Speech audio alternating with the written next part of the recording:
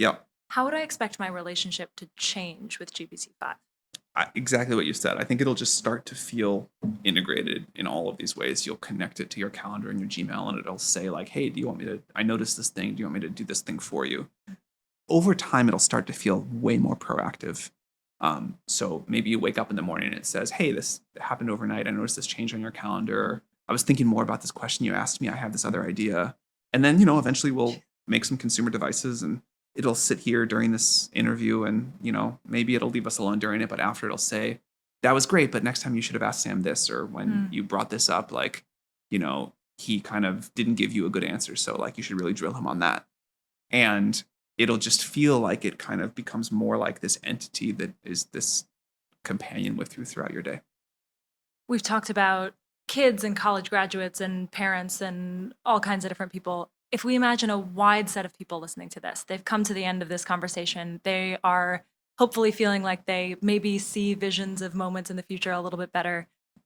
What advice would you give them about how to prepare? The number one piece of tactical advice is just use the tools. Like the number of people that I have the most common question I get asked about AI is like, how should I help my kids prepare for the world? What should I tell my kids to study? The second most question is like, how do I invest in this AI world? But to stick with that first one, um, I am surprised how many people ask that and have never tried using ChatGPT for anything other than like a better version of a Google search. And so the number one piece of advice that I give is just try to like get fluent with the capability of the tools, figure out how to like use this in your life, figure out what to do with it. And I think that's probably the most important piece of tactical advice. Go like meditate, learn how to be resilient and deal with a lot of change. There's all that good stuff too, but just using the tools really helps.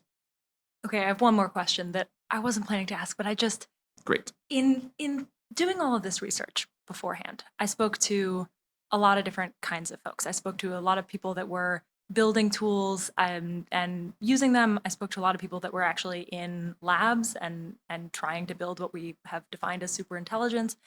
And it did seem like there were these two camps forming. There's a group of people who are using the tools, like you in this conversation, and building tools for others, saying this is going to be a really useful future that we're all moving toward. Your life is going to be full of choice, and we've talked about my potential kids Yeah. and their futures.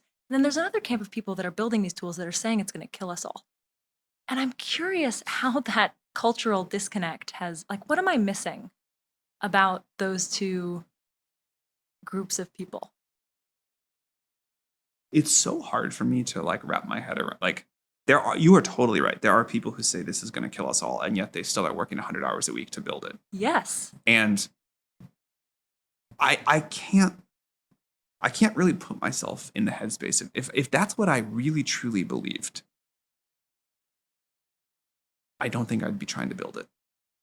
One would think. Maybe I would be like on a farm trying to like live out my last days. Maybe I would be trying to like advocate for it to be stopped. Maybe I would be trying to like work more on safety, but I don't think I'd be trying to build it.